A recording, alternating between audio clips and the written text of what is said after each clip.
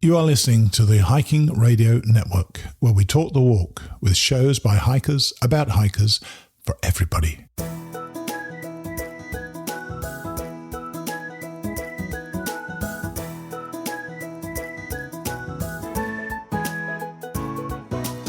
Mighty Blue on the Appalachian Trail, the ultimate midlife crisis. Join Steve and his guests every week as he staggers from Georgia to Maine.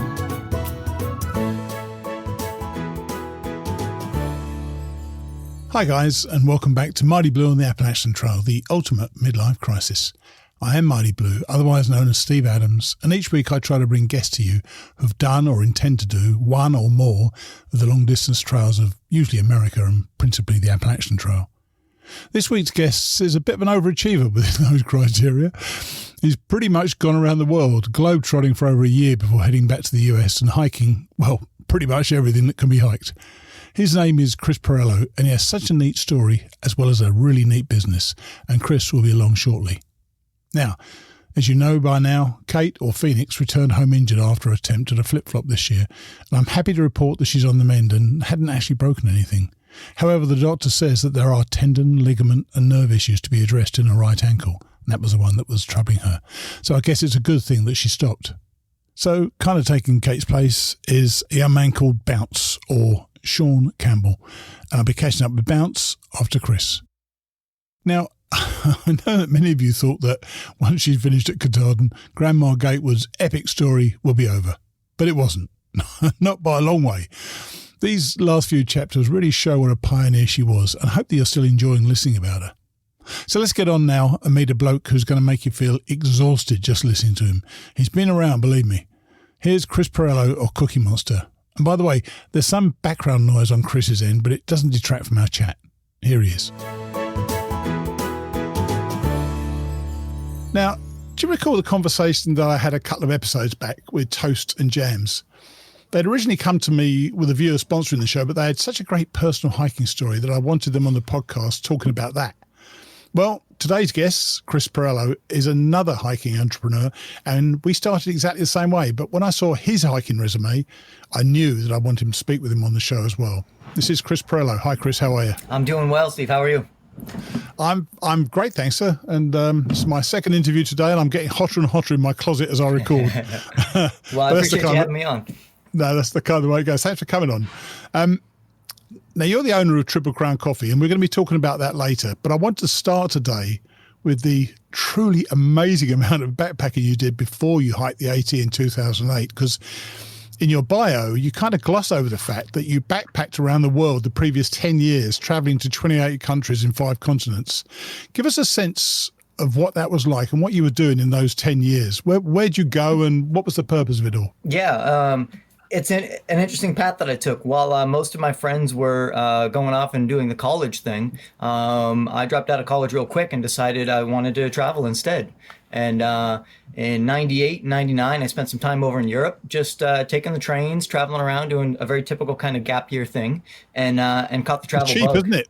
Isn't Yeah, it cheap? it was. The train in Europe it still is amazingly cheap. Great value for what it is, for sure, and a beautiful way to see Europe. Kind of the only way to see Europe, really, or at least at the time it was the best. Yeah. And so that kind of, I got the bug from there. And then shortly after that, I bought a little Volkswagen and I did a big road trip around the U.S. I did 30,000 miles all the way up to Alaska, up and down the East Coast, up and down the West Coast, and came back to Boston after that. Kind of couch surfed and lived in the car for like 8 months, saving up enough money to do a 14-month around the world backpack. Yeah. Wow. Yeah, it took me 14 months. I went west, 10 countries all the way around. Started by crossing the U.S. and then popped down to New Zealand for 3 months, Australia for third. So let me interrupt you there. So you hiked across the UK, did you? Across the US, rather? No, actually, for the round the world trip, I took a bus. I took a Greyhound bus from Boston to Seattle, which is as miserable as it sounds.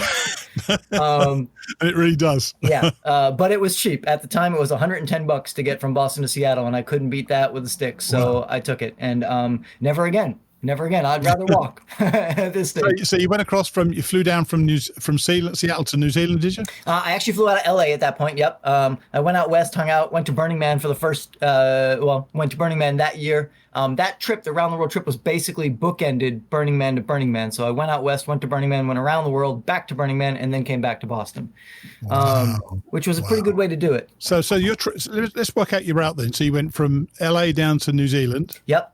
Spent 3 months. And New Zealand's a fabulous country, isn't it? Oh, Great place. so beautiful, so beautiful. It's, it's heaven on earth, really. And so I had 3 months, and I hitchhiked a figure 8 around both islands, and just checked it out, and kind of wandered around, did a little bit of the woofing program, willing workers on organic farms, and just really had great experiences in New Zealand. Was it easy to hitch?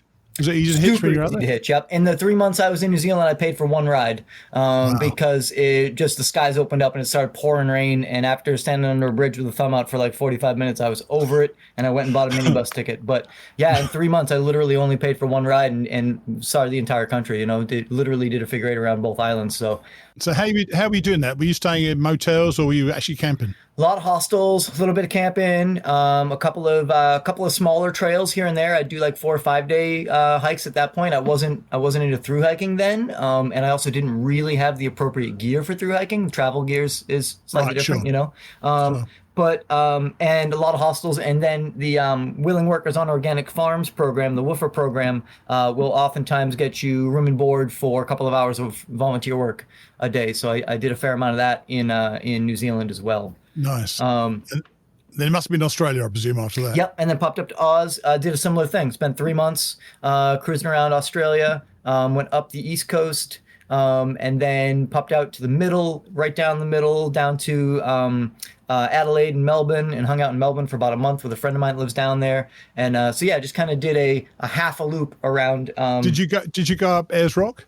Is that where you went to the middle? So yeah, I went out to Uluru. I didn't hike up it. I did hike around it. The Aboriginals are not super stoked about people going up it. It's closed now, isn't it? I think they finally have closed it. Yeah.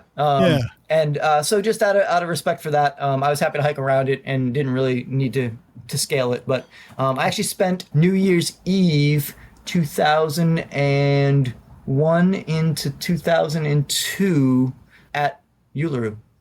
Wow. Yeah, I thought they would have a huge party or something. There was nobody there. It was totally quiet. It was like a couple of RV tours, and I had the place to myself. So it was beautiful, but I was expecting a little bit more of a celebration, and no, I had it to myself, which was nice.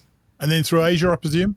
Yep. Popped up to Singapore and spent the next 6 months and a little bit of change in Singapore. The cleanest country in the world, isn't it? Yeah. Ridiculous, almost bizarrely so. Disconcertingly so for that many people, and then as soon as you leave Singapore and you see the rest of Southeast Asia, and the pollution factor, it's really stark. It's a very stark change. But yeah, so I spent a little bit of time in Singapore, Malaysia, but most of my time in Southeast Asia was in Thailand, Cambodia, Vietnam, Laos, and a couple weeks in the Philippines. Nice. And did you get to Africa at all? I have not. I still have yet to been to Africa. It's you slacker. I know. It's the last continent. But now I own a coffee company, so now I have to go to Africa. There we are. That's exactly what I was thinking. Part of the plan. So what did you get out of that? This backpacking? What did you take away from it? Obviously, a knowledge that there's much more to the world than America. But what else was it? You took away from it as a person? For me, it was an education, and I realized real quick that in my first quick trip to Europe and just a couple of months hanging out in the summer, I learned more about myself, about the world, about just life in general than I had learned in 12 years of previous schooling. And I just became really curious about that. And I'm a big foodie and big fan of beverages, beers and wines. So a lot of times I would go to vineyards and breweries and take the tours and eat like a king, So the traveling for me has always really been about just kind of keeping it cheap, keeping it real, and getting as good a look into the culture that you're visiting as possible. Did you find any places stand out to you as significant in your life or in your thought process? Yeah, there's a lot of them. There's a lot of them that really do strike home. I think the 3 or 4 weeks that I spent up in Alaska in the summer of 2000 on that road trip was really profound for me. I kind of swore that I would never go back to Alaska because the next time I go to Alaska, I'm not leaving. I'm just Really? going to hang out there because Really? it is gorgeous and just. Coming from New England, Alaska really reminded me as like a much larger, wilder version of Maine, and it was really just beautiful. Wow. And So what was it then that brought you back to the US? Or you done your trip and you were ready to come back? I mean, because this is something which is not a lot of people did this in my generation when we were younger, but your generation tends not to have done it. So what was it about that brought you back? Was there something to do with work or? well, yeah, I ran out of money. That'll do it every time. That'll do it to you. My process for that decade that I was traveling was basically come back to Massachusetts, pick up as many bartending jobs as I could fit into a schedule, keep my expenses as low as possible, including living in vehicles, and just work and make as much money as I could, and then disappear for as long as that money would last. And and that trip lasted about 14 months. So it was quite good. Post Asia, I jumped back through Europe and hung out again for a little bit, and then back to the West Coast. Went to Burning Man another time and bought a pickup truck up in Oregon and ended up driving that home. And so got to finish that trip with a little bit of a road trip coming back to Boston. So when I started thinking about speaking with you today, and we did speak about this when I got a few notes from you before, how, with so much movement and effectively upheaval in your life, how are you able to nurture any relationships, either romantic or even just friendships? How does that work out? That is a real big challenge, and this is where the difference of lifestyle, the difference of travel being a lifestyle versus travel being something that you do once or twice in your life. Sure. This is a key difference, is that so much of my life is designed around being able to pack up and disappear for long periods of time, that at this point the close friends and families, they all expect it, right? They're all quite used to it. My poor mom, every time I got another trip planned, she probably thinks you don't like her. Yeah, they've gotten very used to the idea that I will just disappear for long periods of time. And also back in the late 90s and early 2000s, communication wasn't quite what it is today, and most of this travel was done without a cell phone and without without that sort of infrastructure. So I was in New Zealand. I landed in Auckland on September 10th, 2001. So September 11th was the very next day, and it took me probably about a week to get emails through to home just to communicate, to see that everyone back in Boston was fine. The communications were so backlogged after that event that it was really difficult to get. We couldn't get phone calls through or anything. So it was a little bit of a different time in terms of how travel went. Yeah. So you got back, and that was your decade of backpacking around the world. Then you must have at some stage decided that long distance hiking was the thing for you. Reel off all the different places you've been on, because I've got them written somewhere, but I haven't got them in front of me right now. Because you really did a lot. Yeah, you've done a lot of them, haven't you? Yeah, my first long distance trail was Appalachian Trail, and I did that in 2008.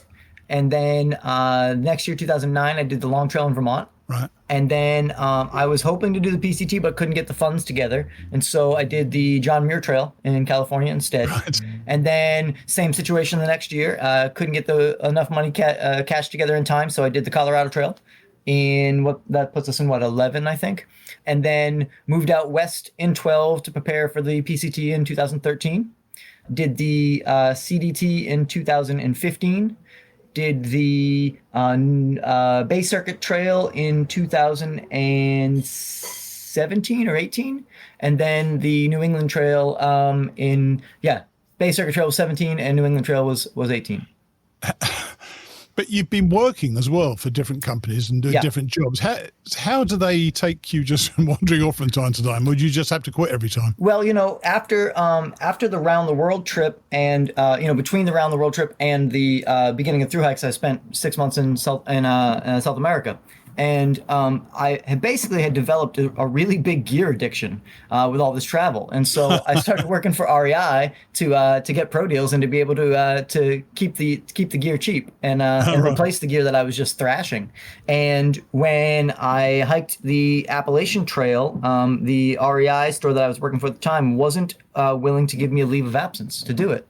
And so I quit and hiked, and that was fine. And then when I was done, I was specifically seeking a company still in the outdoor industry that would provide me with the time that I needed to go on out and play. And I ended up working for Patagonia for about 6 years, and even getting into their, in managing some of their stores and doing that, managing some of their retail locations. And phenomenal company, by the way, not only to work for, but they make phenomenal products, and they do the right thing, but they're really good with their people. And when I was like, hey, I want to take a month off to go hike, they're like, yep. Come on back when you're done. Let us know, so. Amazing. Isn't that wonderful? Yeah. They understand that the wanderlust really that must be there with you. And so you're on the AT, and this is called Mighty Blue on the AT. So I'm just letting you know, This is really an AT show mainly, but you were on the AT 12 years ago, and the trail was starting to get more popular around then, wasn't it? What was it like for you? As your first long distance trail, was it how you imagined it would be? There were aspects of it that were just as I imagined, and parts of it that really surprised me. Having spent so long internationally backpacking, I was real comfortable being on the move, real comfortable living out of a backpack. All that was fine. The physicality of hiking every single day and carrying all of your own provisions was a new aspect to that, but it wasn't that big a departure for me. I expected the wilderness experience. I expected the trail to be rugged. The AT surprised me on how rugged it actually was. And that surprise really was driven home when I started doing other trails. The PCT, for example, is a walk in the park compared to the AT in terms of ruggedness of trail. But I can't do that. I can't do that one. I can't take elevation. That's the thing. And I so wish I could. The only reason I went on the AT a second time last year was because I would love to have done the PCT and the CDT. I just can't go much higher than about 9,500 feet. How did you cope when you went to elevation then? I've had some issues with elevation here and there, and it's the type of thing where, just like everything else when you thru hike, you have to listen to your body, and you have to be very well attuned at what your limitations are and when you're reaching them. And there were definitely a couple of times. My first experiences with altitude sickness were in South America, and really high up. And by the time I got to the PCT and started, noticing that I was struggling a little bit with some of those symptoms, I was like, okay, I know exactly what's happening. It's time to stop, sit down. How'd you cope with it? What'd you do? Did you just ease into it? Yeah, take a break. Really? And, on the PCT, it's a little bit difficult because you don't really spend that much time at altitude. You pop up, but you're not there for extended periods of time. The Colorado Trail actually can be a little bit more challenging than that because really quick, you get up pretty high and you stay up pretty high for a while. And one thing that has helped me for a lot of these trails is these days I tend to take the train from Boston to wherever the trail is. And that few days of overland travel helps. I find that if you jump straight on an airplane in Boston and you jump straight off of the airplane in Denver and you go hike, that altitude is gonna come to get you. Interesting. Whereas if you kind of take a couple of days to acclimate while you're traveling, also it gives me that sort of mental space to change from city work brain into relaxed trail brain, and I really like that. And I particularly like that after trail to be able to get on a train and have a 3 or 4 day train ride home to decompress and get sort of used to being back around a lot of people and having to wait in line for the bathroom or whatever, and just sort of transition that thought. Well, we already talked about what it's like to maintain relationships, and obviously the AT being your first through hike, it's a very social trail. I suspect probably slightly less so when you went, but so it's definitely very social when I went. And did you find yourself hiking with others, or do you always just like to hike alone and camp alone and that sort of thing? It's a mix of both. It's a mix of both for sure. I am a very social person. I love to social interact. You sound you're chatty and the whole 9 yards, but I can't imagine doing what you've done. I mean, God bless you for doing it, but I can't imagine spending all that time effectively by yourself. I enjoy them both. I enjoy being the life of the party and being very sociable, and then I also really enjoy my time alone to just just be with myself, and that reflects in the way that I thru hike. I definitely have tramleys from all the different trails, but a lot of times we'll spread out, and particularly when you get on the CDT, things are a lot more dispersed, and it's real common to be like, hey, I'll see you in the next town, and not see someone or anyone for the next handful of days. You can see about 500 miles, yeah. Amazing. My longest stretch of not seeing another person was, I think, 96 hours on the CDT. I didn't see another human for 96 hours, and I saw a guy fishing and waved at him, and I thought to myself, oh, I haven't seen anyone in a while. Are you quite comfortable with that? Are you comfortable with that? That's no problem at all. I enjoy that. I enjoy that kind of solitude. I wouldn't like it forever. Obviously, I definitely need my social time. But yeah, I like to get out there and kind of get away from it all for a little bit. So tell us about the Bay Circuit Trail and the New England Trail. I hadn't heard of either of those, and forgive my ignorance. So what sort of length are they, and what are they like? The Bay Circuit and New England Trail are both kind of what I call sneaky trails. They're nice, and they're both here in New England, obviously. Bay Circuit Trail goes from Duxbury, Massachusetts, South Shore, Massachusetts, to Newburyport, Massachusetts, North Shore, Massachusetts, and it's about a 200, if I remember correct, 210-mile loop. Nice. Yeah, and I did it in 10 days. It was nice and quick. It's a very interesting trail because a lot of people... 200 miles in 10 days? Yeah. God. Yep. This comes from being young, obviously. Well, I average 20s. I try to do 20s, and there are days on longer trails. Sometimes you do a lot bigger miles than that, but my goal is usually right around that 20 mark. Right. I'm not an ultralighter. I'm not super fast or any of that. I just keep my pace going. And the hard part with those short trails is you don't really have the time to build up your trail legs. Usually it takes me about 3 weeks to really get my pace and start not being in complete agony. So on a short trail like that, when you're only out for 10 days, you're hurting the whole time because you just came off the couch and now you're doing 20s, but that's the nature of those trails and how I was doing them at the time, where I was still working. The Bay Circuit Trail I did on a vacation break. I was still on the clock basically to go on out, and I had 2 weeks, and I didn't want to spend all 14 days on trail and come right back to work and have no time to sort of decompression and get back in my groove. So and what about the other one, the New England Trail? What's that New England Trail is very interesting. It's actually a National Scenic Trail, which is cool, and it's fairly newly designated to that. But it goes from Long Island Sound in Connecticut, from the coast of Connecticut, all the way to the Massachusetts-New Hampshire border, just shy of Mount Monadnock, and 250, nice. Something like that. I don't remember the exact mileage. You'll see. That's a 2-week hike for you, something like that. I did that in 11 days. Yeah.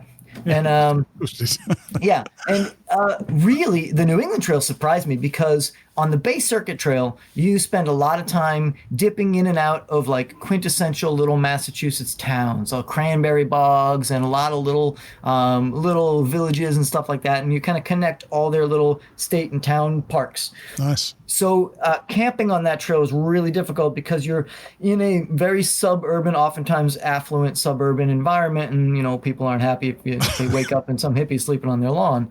Good Lord. I wonder why not. Yeah, understandably so. So I was sort of expecting New England Trail to have a little bit more of that sort of urban suburban feel to it, and I was blown away. In the first few miles, I was up on some of the quintessential New England ridges and just ridge running the whole time. And the amount of time that I was in the woods, considering the density of population around me, I was amazed. It was beautiful. And nice. I did that one really early in the spring, because I had actually spent the winter working down on Antarctica. And when I came back, we'll come to that in a minute, but yeah, okay. Yeah, when I came back, I was waiting for a job to kick in, and it hadn't happened yet. And I realized I had a couple of weeks before I was going to have to get back to work. And I was like, I got to go. I'm going to go hike. But it was, March, and it was still snowing out, and it wasn't really like a great time to be through hiking. But it was the time that I had, and the trail was so close to home. I was like, well, if it doesn't work out, I just jump on the train and come home. Who cares? But it was great. It was awesome. I had the trail predominantly to myself, which was really nice. Really nice. Yeah. So, and you just kind of prefaced it, having been to 5 continents and walked all those hikes, you decided you were going to go for continent number 6, Antarctica. How on earth did that happen? Yeah. Antarctica, the ice, as it were, had been on my mind for a very long time. It was something that had been on my radar for a while, and every year around January, I would apply for some jobs, most of which I was nowhere near qualified, and most of the time I didn't even hear back from them. Like, nope, sorry. And then this year before last, the a job popped up that looked like the job description had been written to my resume, and got accepted. There was some back and forth and some kind of roundabout manner, but I ended up getting flown down to McMurdo Station and spent last winter down there as the beverage supervisor. So I managed the two bars and the coffee house and controlled all the movement of alcohol on at McMurdo Station for their summer season, our winter. Are you stuck there then the whole time, or can you get out at all, or is it just? I mean, No. it's not maybe a stupid question. It probably is a stupid question. You can't just go wandering around there, can you?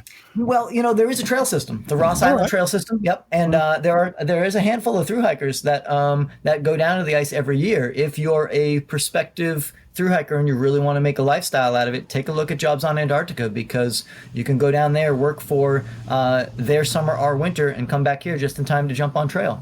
And it's a possibility.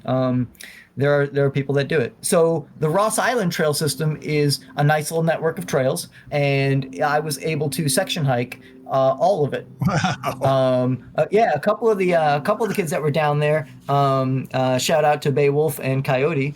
They put together a thru hike, and there are a bunch of other thru hikers down there, but they organized a route that basically connects all the Ross Island Trail System, and went out and hiked it in a one big long day. And it's not huge. It's, I don't know, 22 miles or something. It's not giant, but it's Antarctica. It's impressive. Yeah, there's a thru hike down there if you want to do it. So and just in case people are starting to think that you may be a little bit travel obsessed, you then got into axe throwing. We need to know about axe throwing. What's that all about, really? Yeah, so I'm now a professional axe thrower. Of course you are. Which is amazing. When I came back from the ice, I was hired by a brewery that I had been a sales rep for a number of years, and they wanted to open an axe range because it's the cool new thing. And they had this great warehouse space next to their space, and I worked on that project for a couple of months, and then unfortunately the project didn't work out. The funding fell through on it, and they had to pull the plug on the project. But in that time, I joined an axe throwing league and started competing and started learning as much as I could about it, and really fell in love with it. It's a very zen sport, and I got really excited about working and running an axe range, and I was really sad when the project didn't work. Sure. And right around that same time, a new axe range had opened here in Boston, and they had been open maybe 2 weeks or something. And so I sent them a quick email and popped in for an interview, and I've been a coach at Revolution Axe Throwing in Everett, Mass. since, and it's been a blast, man. It is so much fun. And I feel like such an underachiever talking to you. I've done nothing compared to what you've been doing. Yours are so different. All these things. You've obviously allowed opportunity to get in your way, if you know what I mean. You've allowed things. You've allowed your life to unfold and see an opportunity and gone for it, which is just. I admire that in anybody who ever does that, and I just think it's great. But you appear now to be settling down a little bit. So tell us about Triple Crown Coffee, because I know you weren't actually the originator, and it was called Triple Crown Coffee when you took it over. Correct. Who was the originator, and how did this come about? There's a thru hiker out in Oregon, Lisa Seeley, helicopter, and she started Triple Crown Coffee a handful of years back. And when I was on the CDT, I had planned a whole bunch of mail drops, and I had made myself these coffee bags, or basically tea bags, with coffee, but I had sized them so that they would fit in a 2-cup camp cooker. I won't say the name of said cooker, but it's a boiler that boils things fast as a jet, shall we say. Like a jet, right. Yeah. So they were specifically designed for this particular camp stove, and they worked really, really, really well. And I made a whole bunch of different ones and shipped them to myself, and threw a bunch in hiker boxes and traded and gave a bunch away. And it was delicious. And I thought to myself, I was like, man, there could be a cool market for this. Someone should start a trail company, a coffee-based trail company. And someone said to me, there is one. It just started. It's out in Oregon, and this thru hiker started it, and I looked it up and started buying coffee off the internet from Triple Crown Coffee. I must have been really early on their customer list because the first few bags of it that I had still had like handwritten labels on them. Like it was, they were, clearly very small operation, and the coffee was delicious. And again, I'm a foodie and a food and beverage snob, and the quality of the coffee was great. So that just sort of was a little seed in the back of my brain. And then this past December, I sent an email to Triple Crown Coffee being like, hey, I need to order more. I've run out. And Lisa replied and said, yeah, hey, I can send you some coffee, but just as a heads up, end of the year, I'm going to wind the business down. She's a commercial airline pilot and didn't have time to grow the business any further. Had gotten it, had incubated this little baby business and had created an awesome thing, but just didn't have the time and energy and time in the schedule to grow it to the next level. And I asked her if she'd sell me the company.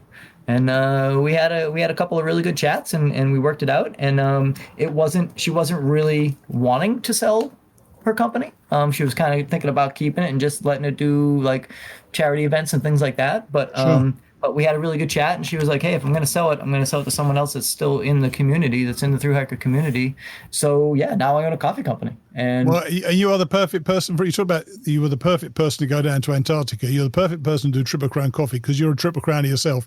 And I can tell you, Chris sent me some of the coffee to try out as well. And it is the difference between Folgers on the trail and a proper coffee. I actually took out my boiling thing that goes like a jet to actually do it because I thought I'd try it out. Yeah, run through the whole process. And there is something about it. I used to think back to sitting on a log somewhere in the morning, having my crappy old Folgers, and it just isn't the same. You have proper coffee, it makes all the difference in the world, doesn't it? Yeah, it does. And so you got involved in it, and have you changed the motivation of the company? Because I know it's quite the company has a charitable, not charitable, but it's charitable way about it because you support the 3 different trails, don't you?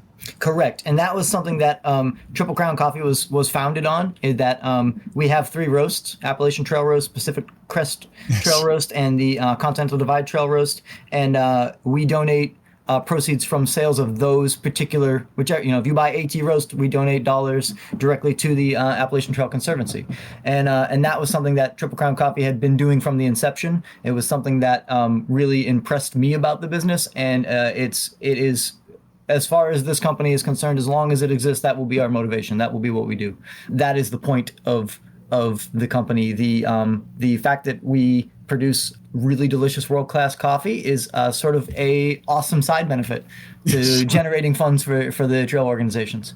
And you've traveled, and so you doubtless know that many countries, and particularly the European ones, they take their coffee really seriously, don't they? Oh, yes. Oh, yeah. Oh, yes. Has it been a steep learning curve for you, or did you already have that love for coffee anyway? I fell in love with coffee in Europe. And came back like a lot of Americans. You come back from Europe and you're just appalled at what we do with coffee or what we do to coffee.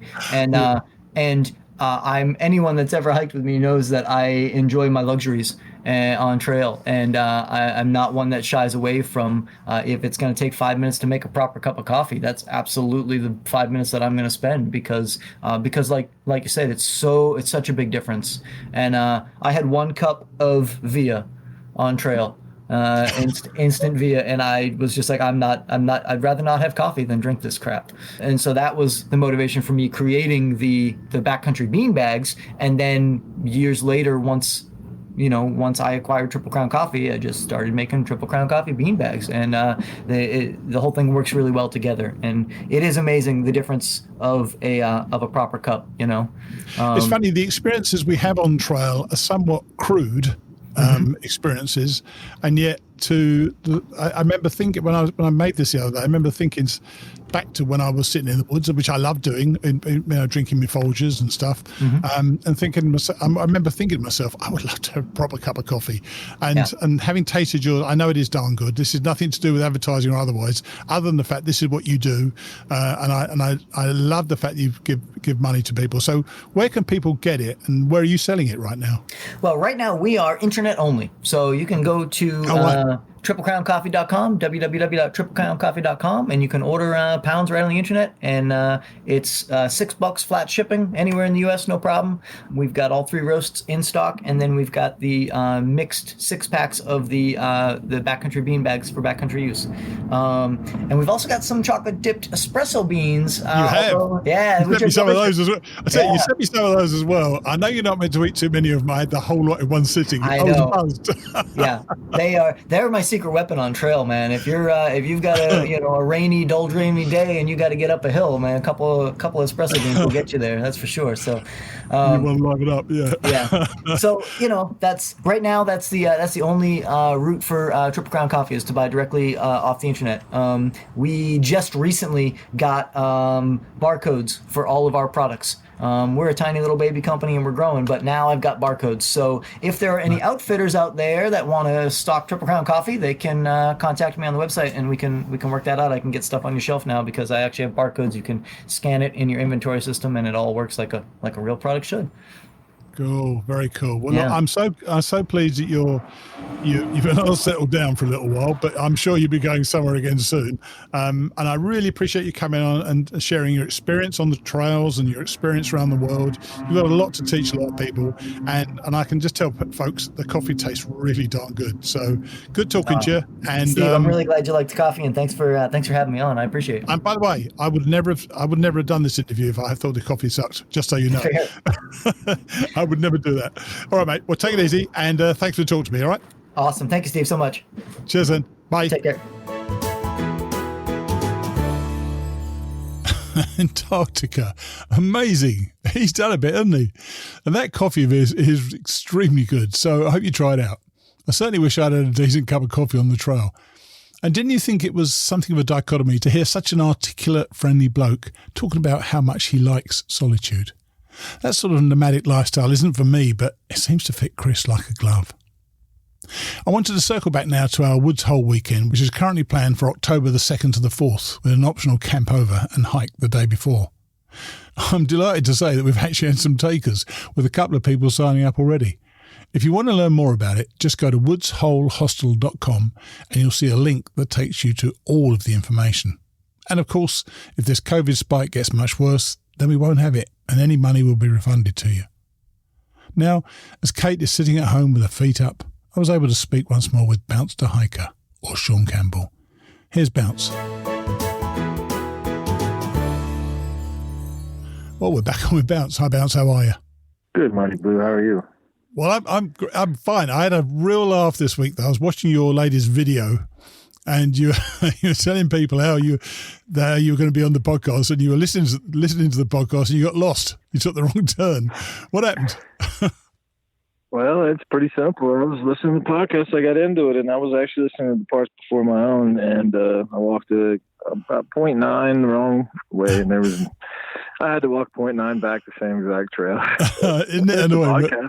Isn't it annoying when that happens? But don't you find it is still a pretty well signposted, effectively a signposted trail, isn't it? It's easy to follow generally. Was it one of those where the trail goes in 2 different directions and you just, because it's quite easy to see where the trail is normally, isn't it? I mean, I got lost several times. So how have you been? Yeah. I get off track. I get going pretty fast and you got to look down. So, I mean, every now and again I'll pop off, but for the most part, I mean, it's blazed pretty well, I think. Yeah. Oh, it is. Yeah. It works out real well. And also have you got Guthook on your phone? Yeah, I use Guthook. So if you do get lost, you can easily find out where you are, can't you? So that works real well, yeah. Yeah. The other thing that came out the other day, which shocked me, you said you were putting in a 40 miler. Did you actually complete it? Yeah, I was 40, a little bit over, but barely over. Yeah, I did it. I left it in there. Why? I tried. What? Why? I just wanted to see what I could do, but I tell you, like the wheels came off. It didn't work out well. I had to take a 0. Oh, you took a 0 after that, did you? Yeah, I did. I mean, I tried to hike a couple more days, but I was done. I was exhausted. And you have been doing some pretty long miles generally. Is there a reason for that? You just didn't want to go into towns, or you were trying to get it done, or what?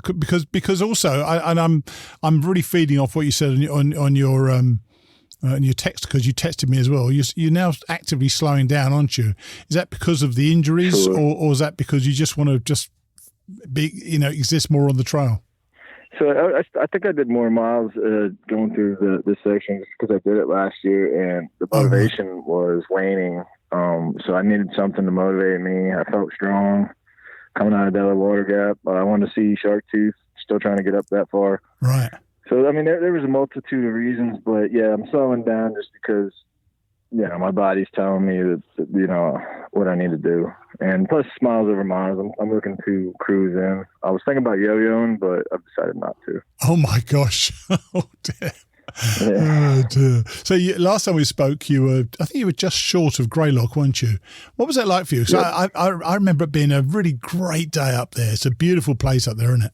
Yeah, no, it was nice. There was a couple of day hikers. Everything's still shut down, so I mean, Course, yes. it is pretty. I took a bunch of pictures and stuff, but COVID's changed. There's no sodas to get or locals to see. There's a couple day hikers, like I said. And I know also that you're getting some pretty bad mosquitoes. How you talk to that? Mosquitoes were absolutely terrible going through that Great Barrington to Lee, Mass. I mean, that's always a bad session, but I mean, it was bad last year, but it's been pretty rough. Now we're into the black flies here in Vermont. So I'm enjoying that. Have you got a face covering? Yeah, I just use a little bug net, the cheap one. Bug net, yeah. But they're pretty useful though, aren't they? They're pretty good. I couldn't hike without it. Yeah, you just can't, can you? They're endless, aren't they? And the worst thing I remember for me, and I don't know whether you experience it the same, when they are bad, that when you get into your tent, you've really got to get in quickly and zip up, haven't you? Oh yeah. Or you're going to be joined by them in the night. Oh yeah, definitely. And my favorite part is when you slow down and those like real rocky climbs and those little gnats fly right into your eyes. Yes. That's my favorite part. That's always fun. Yeah, always fun. So you're in the mud now. And is it muddy there, or because it kind of normally is, or because you said it has been dry generally, hasn't it, recently? Right. So we had a couple of days of rain, and the front part of Vermont was pretty muddy, but the past couple days have been dry, and I would say that it's hardening up pretty quick. I mean, it was a little muddy from the rain, but it's firm surfaces mostly. Right. And so you did your 40, you're done. You were done. You did a 00. And you refer to raw red blotches on the toes. Did you go to see anybody about those or not? You just let your feet heal up by cleaning them out?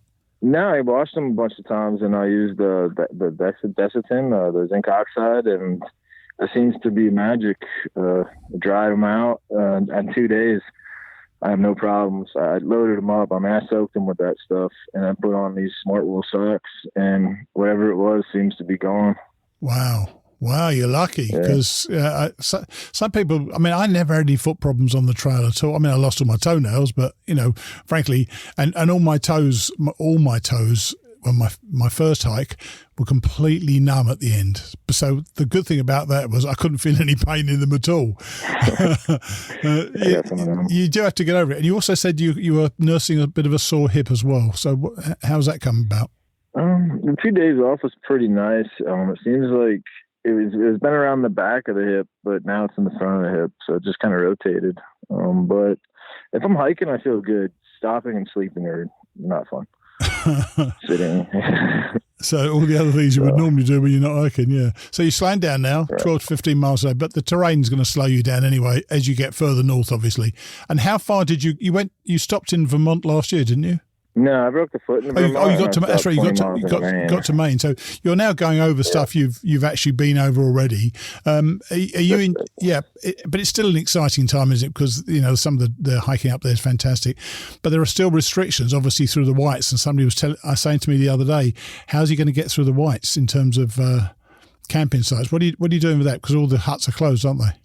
So I'm lucky that two of the guys I was hiking with, Bones and Bear Bay, they're two retired doctors. They're actually 200 miles ahead in the whites right now. So they've been able to keep me updated on, what's available for us, what's going on, and they're making it through. So I'll know more in the next time we talk, about what they've had to encounter. But they're in there doing well. So. And what about Maine? Because I think Maine recently said if you come into Maine, you've got to self-isolate for 14 days. How are you going to do that? Because you're probably going to do that anyway by just being on the trail, aren't you? You're going to self-isolate pretty much. Or are there more and more people? Are there more and more people around now? There are more long trail people on, but that'll go away. There's some flip floppers, but not a lot of nobos. So nobody is at the same pace. So I don't see too many people too often. I don't stay at the shelters too often either. Sometimes, but there's a couple options. You can go get tested in Maine. Poncho has gone through the testing. He's up in Maine coming sobo right now, and there's a couple hospitals that will certify you when you come in, so long as you followed whatever directive. I haven't decided which way I'm going to go there. I'll talk to some people as they go north and do the path of least resistance. Are you feeling now? Are you feeling done?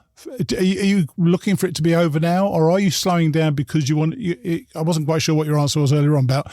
You're slowing down because you have been putting in these big miles, and you won't be able to put in such big miles, obviously, in New Hampshire and Maine. But are you slowing down now to really relish the last two states, which are just such exciting states, aren't they? Yeah, I think it's a lot of that. Like when I thought I was going to yo-yo it, I was moving a little bit faster, trying to build my body up for the turn. But now it's like I'm not going to do that. And Northeast, a lot of times when I get up there, it just feels like home in a way. So I think no reason to rush it.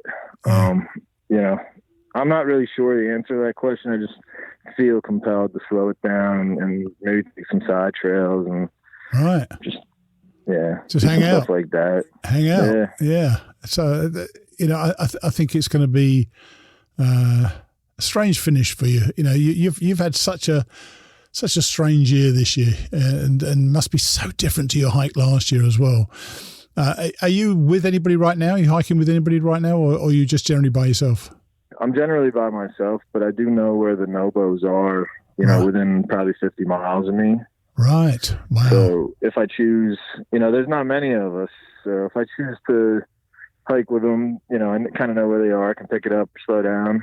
But just kind of feeling going on my own pace and speed right now. So hiking by myself. And when did you meet up with Shot-Tooth? We'll see. I mean, it was down in Bennington. It was 3-hour drive for her. So hopefully I can get up there by tomorrow, and we'll see. I just got service, so I got to reach out to her today. Right, cool. Okay, man. Well, look, please, you're still going well. I'm glad when you said you had these red blotches around your toes, I thought that's not good at all. But if taking 2 days off and listening to your body is obviously the most important thing. So good on you, man. So you keep going, and we'll catch up next week, okay? All right, Mighty Blue. Nice talking to you. Good talking to you. I've got to say, no matter which side of the debate you're on as to whether or not Bounce should actually be out there, I take my hat off to him for experiencing such a lonesome hike. This wouldn't be for me, and I've continually been reminded how lucky I was to have been part of the class of 2019 and not the class of 2020. By the way, the young lady who Bounce is hoping to meet up with, Shot-Tooth or Molly, is actually the main guest on next week's show, so make sure that you come back for her because she is a trip. A couple of months ago, the Hiking Radio Network celebrated our 1 millionth download from all 6 podcasts. This Mighty Blue show was our first show and thus had the lion's share of those downloads. Well, as I'm putting together this week's show on Wednesday afternoon, July the 8th, the Mighty Blue podcast currently has 995,444 downloads.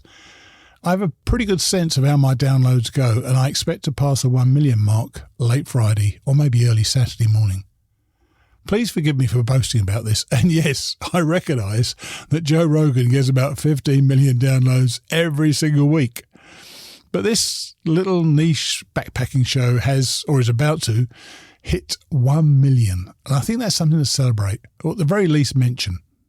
Nearly every day now I get an email from somebody who thanks me for the show and tells me how a particular guest has inspired them to get out and hit a trail. I think that what my guests have done is to let people know that, okay, you're not currently in the best of shape, but you can do this. And I'm proud to have brought you the show over the past 4 years and hope to keep it coming as we still have plenty of stories to share with you. So thanks for listening. Of course, if you donated to the show, then I'm extra grateful. Your gifts are always a blessing, and if you'd like to donate, go to mightyblueontheat.com, click on the podcast page, and you'll find the donate button there. But if you don't want to donate, then I understand, but I still want to ask a little favour.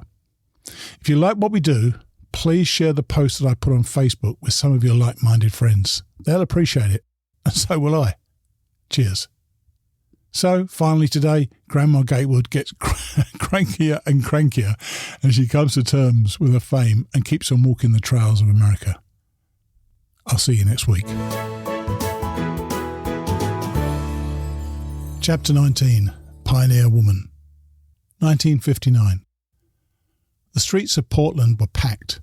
Traffic was backed up in all directions.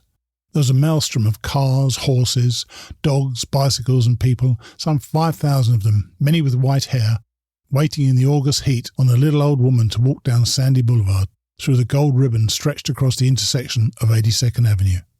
A cheer went up when Emma Gatewood came into view. She was flanked by several hundred elderly citizens, some of them clad in pioneer-era clothing, who had hiked the last few miles with her. The 71-year-old woman looked tired, spent. Her skin was leathery and tanned to a deep bronze. The soles of her shoes were worn thin. She seemed ready to collapse. The press had been speculating for days that she wouldn't make it to her goal. A rumour spread that she had accepted a ride, and this became a sign that she might abandon her walk short of her destination. "Grandma's trail-weary," proclaimed the Miami News. "Ride, rest, hint, walk might end," read the headline in the Spokane Daily Chronicle. "Walking Grandma may give up goal," shouted the Toledo Blade. Indeed, it had been a gruelling trip. This wasn't the Appalachian Trail with its shade trees and beautiful vistas and cold water springs. Those were scarce between Independence, Missouri and Portland, Oregon. In 95 days, she had walked at 3 miles per hour on scalding asphalt through Missouri, Kansas, Nebraska, Wyoming, Idaho, and Oregon, carrying a blue umbrella she bought for $1.50 to protect her from the sun. It had survived the entire trip in spite of the passing trucks that tried to rip it from her hands, and it came to be a symbol for guts and determination. She did her best to stick to the old Oregon Trail, which was blazed by trappers and traders and pioneers in the early 1800s, and served as the main route for 500,000 settlers seeking a better life in the West.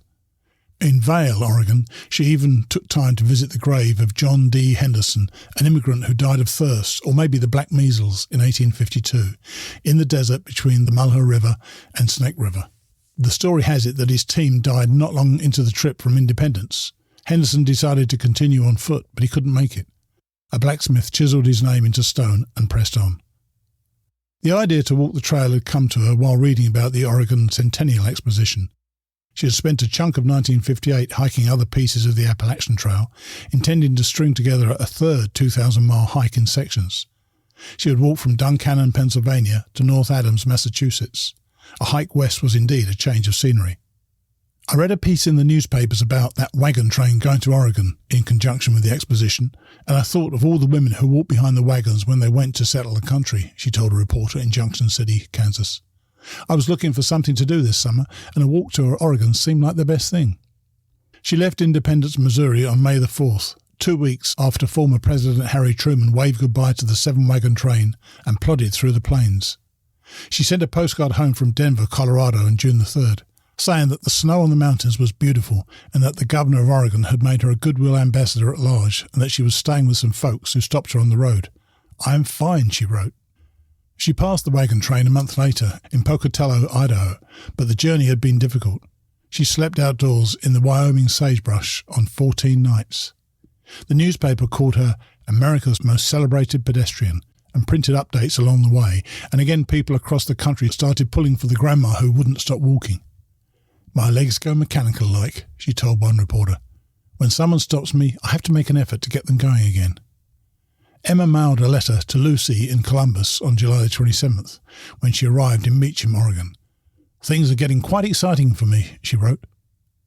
"I went to a rodeo where there was 10,000 fans and was introduced over the loudspeaker and stood up and waved with the floodlights on me. When I came to a 2-lane bridge several hundred feet long across the Snake River, the highway patrol held up the traffic one way while I walked across. I felt like royalty. The patrol are keeping close watch to see that I do not come to harm. A man from the Centennial staff met me on the highway and gave me a pass and said I would have a car with chauffeur to use, get all the clothes I needed, have a hotel with all expenses paid, and one day of the Centennial will be proclaimed Emma or Grandma Gatewood Day. From what I hear from there will be other favours. I'm a little excited, but not losing any sleep over it. I wish you could be here to enjoy it with me. I have 250 miles to go yet. Folks are doing everything for me. They came to help me have a pleasant trip. Things are very pretty here. After all the treeless country, they surely look good. I will get to Pendleton tomorrow and will soon be going down the Columbia River, which I'm told is very beautiful. I was given a dress, shoes and suitcase at Baker, and they have been sent by the Chamber of Commerce on to Portland. I'll be getting mail in Portland addressed general delivery if you want to write. Hoping all is fine there. I am, with love, Mama. Large groups in Oregon anticipating her arrival began to gather roadside and cheer her through. Even the train man on a passing caboose waved and asked her if she wanted a ride. Her patience was tested when she began to be badgered by people who wanted to take a picture and ask her the same set of questions. The attention had begun to grate, and by the end her emotions were ragged. She told one reporter that she felt like a sideshow freak. She began to approach crowds with her head bowed and a handkerchief covering part of her face. West of Meacham, near La Grande, a bevy of motorists stopped her beside the road, but as they snapped pictures and rattled off a flurry of questions, she simply walked away. Farther west, outside the Dalles, she threw stones at a pesky newsman. Near Hood River, a few days before she got to Portland, a young photographer approached her and squatted to take her picture. She swung her umbrella and struck him on the forehead, leaving a big red welt and drawing blood. In the articles that ran the next day, Emma was called Peppery, and the photographer was quoted saying she hit like a mule. She let me have it, the photographer, Robert Hall, told reporters. But when she saw the blood on my face, she cried and said she felt awful. I told her all was forgotten. Someone brought her a lawn chair, a hamburger and a glass of ice water, and she calmed down. She even hugged Robert Hall. All was forgiven. Now, on August the 7th, nearly 2,000 miles from where she started, she walked the last short stretch into Portland at a clip that had the Centennial greeters, news reporters and other well-wishers gasping for breath. The city was buzzing. Portland politicians had declared it Grandma Gatewood Day, and boosters had greeted her with flowers at the city line. Police had blocked off a lane of traffic to allow Emma, and the hundreds now walking with her, safe passage. The traffic jam, according to a reporter for the Oregonian, was unprecedented. When Emma reached the ribbon, she was overcome with tears. She brushed it apart and fell into the arms of a stranger and wept. She seemed shaken by it all, particularly the crowds. She climbed into a police car with Captain John Pittenger to get away from the crush for a few minutes. When she had regained her composure, she returned to the intersection and got into the back of a red Oldsmobile convertible and, beaming, rode off in a motorcade toward the exposition grounds. "Who do they think I am?" she asked the mayor of Portland. "Queen Elizabeth?"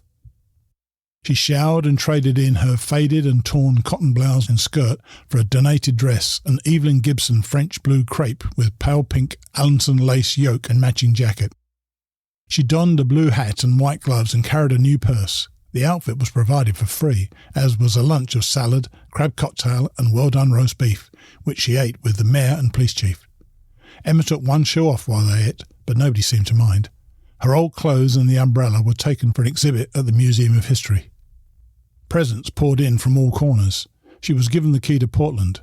Someone donated a new umbrella. Someone else a watch.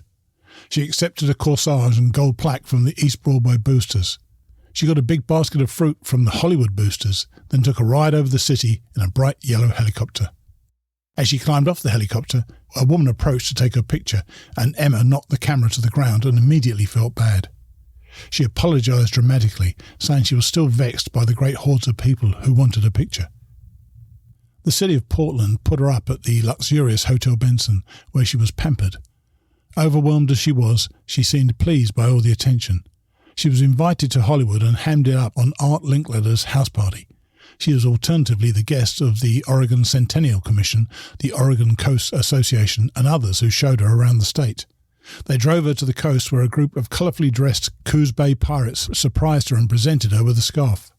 She was whisked to Medford, waded in the Pacific at Seaside, piloted a 52-foot Coast Guard rescue boat near Newport, fished for salmon at Gold Beach, and rode the mail boat to Agnes. Nearly everywhere she went, she got a key to the city. A month later, when it was time to leave, the bus company gave her an open ticket, fixed so she could stop anywhere on the line through Seattle, Spokane, Glacier National Park, Winnipeg, Chicago, Detroit, Columbus, and Gallipolis. She was everyone's grandma now. At the end of the year, when the United Press in Oregon put together its list of the biggest news of 1959, it included stories about the Portland newspaper strike, the collision of 2 jets over Mount Hood, the successful separation of Siamese twins, the discovery of 2 bodies in the Columbia River, and the kidnapping of the Harrisburg police chief. At number 2 on the list, just below a story about the combustion of a truck laden with 6 tons of explosives in downtown Roseburg that killed 13 citizens and caused $10 million in damage, was the Oregon Centennial and the following line: an Ohio grandmother, Mrs. Emma Gatewood, hiked on foot all the way to Portland. In November 1959, 2 months after she'd headed for home, Emma was invited back to the NBC studios in Hollywood to be a special guest on Groucho Marx's television quiz show, You Bet Your Life, alongside author Max Shulman, who wrote the Dobie Gillis stories, and had just released a Dobie Gillis novel called I Was a Teenage Dwarf. In an episode that aired the following January, Emma appeared from behind a wall and walked sheepishly across the stage as the audience politely clapped. She wore a pearl choker, dark medium-heeled shoes, a plain dress and a short jacket. Her thick glasses magnified her eyes. She reached out and shook Marx's hand. "Emma, I'm delighted to meet you," he said. "And Max, of course, I've known you for some time. Now, where are you from, Emma?" "Gallipolis, Ohio," she says. "Gallipolis, Ohio?" "Yes." "Isn't there a famous writer who came from there?" "McIntyre," she said. "Oh, McIntyre, yeah," Groucho said. "See what a memory I have for trivia?" "Mm-hmm." He was a very good columnist in his day. He always talked about Gallipolis, but I noticed he lived in New York, Groucho said as the audience giggled. "He was always talking about Gallipolis. Were you born on a farm, Emma?" "Yes, I was." "Why was this?" he said. "I mean, what did your folks raise on the farm in addition to you?" "Tobacco, corn, wheat, and a little cane," she said, smiling slyly. "A little cane?" Groucho said. Emma giggled. "How big a family did he raise, Emma?" 15. 15! Well, he must have raised quite some cane. She laughed and her lips sealed, like she was trying to hide her teeth. "You think 15 children in one family is a good idea?" Groucho said. "Would you recommend it?" "No." "To other parents?" "No," she said. "That's too many. They can't take proper care of them." "Do you have children?" "I've 11, Emma said. "In other words, you don't subscribe to your own philosophy, do you?" Groucho asked, looking sideways at the audience. Groucho turned to Shulman. "There's one thing in your book that I find extremely interesting, Max. You say that our society has developed a matriarchy. Would you explain this in detail for Emma here?" "Oh, certainly," Shulman said. "I'd be happy to. This is a country run by women without question." "You'll get no argument out of me," Groucho said. "When you and I were boys, when Dad came home at night, no matter how hard he'd been working during the day, he could depend on it that Mama was more tired than he, because she had been baking bread and scrubbing clothes by hand and making soap and cooking dinner. But today, with automatic washers and dryers and store bread and TV dinners and power steering, he comes home at night, he's just dragging himself into the house and she looks as though she spent a month in the country. She's full of plans. She says, 'Dear, don't you think we ought to flood the study and make an aquarium out of it?' Or, 'Don't you think we ought to put another set of braces on Peter's teeth?' You know, things like that. Now this poor tired man lying there says, 'You decide, honey.' Well, you give a woman power like that, she's bound to achieve the size to go with it." "There's no doubt about this," Groucho said. "The women are in the driver's seat." "But I must say I don't think women like it that way," said Shulman. "I don't think so either. I think they're very insecure," Groucho said. "They would prefer the men to run the home and the country," Shulman said. "But the men have relinquished." "That's right. They've capitulated. The women have gotten it by default." "That's right. So nobody's happy," Shulman said. "The men don't want it, the women don't want it, the kids don't know who their fathers are." At this the audience laughed. "Now, Emma, what about you?" Groucho said. "You've been listening to this sophomoric conversation here. Do you think it's a good idea for the wife to run the family?" Emma closed her eyes and paused for a second or two. "Nope." "Well, Emma, now that your children are grown, what do you do for excitement?" "Oh, I hike," she said. "You hike?" "Yes." "You mean you just keep walking? What kind of walking do you do?" "I walk the Oregon Trail." "The Oregon Trail? You walked it?" he said. "Yes, I walked it." "You mean like Lewis and Clark?" "Yes." "When was this?" "This year." "You walked the Oregon Trail this year," Groucho said. "How did you arrive at that kind of a pastime?" "Oh, I didn't have anything else to do," she said. "The family's all married and gone. I just wanted to do something." "How old are you?" 72. 72? And how long was this trip that you... 2,000 miles? Gasps spread across the room. One person in the audience began clapping. More joined in and applause rose. Emma's expression was blank. She looked at the ground and swayed just a little. What were you walking for? Groucho asked. Well, I like to walk. When you got to the other end, what happened? Did you turn around and walk back again? No, this year I walked up to the Centennial, up to Portland. From where? Independence, Missouri. Oh my, said a woman in the audience. A man whistled and another began to clap. A low chatter commenced and you could picture the audience turning to each other, mid-gasp, awed by this woman who now had a small smile on her lips. Back home in Gallia County, Emma collected a few pawpaw seeds and buckeyes and put them in a pouch with a card addressed for Portland Mayor Terry Shrunk. She wrote that she enjoyed her visit. Alas, like many settlers before, she wrote, My family are all here, and I suppose I will remain here. Well, sort of. Home is more like home base.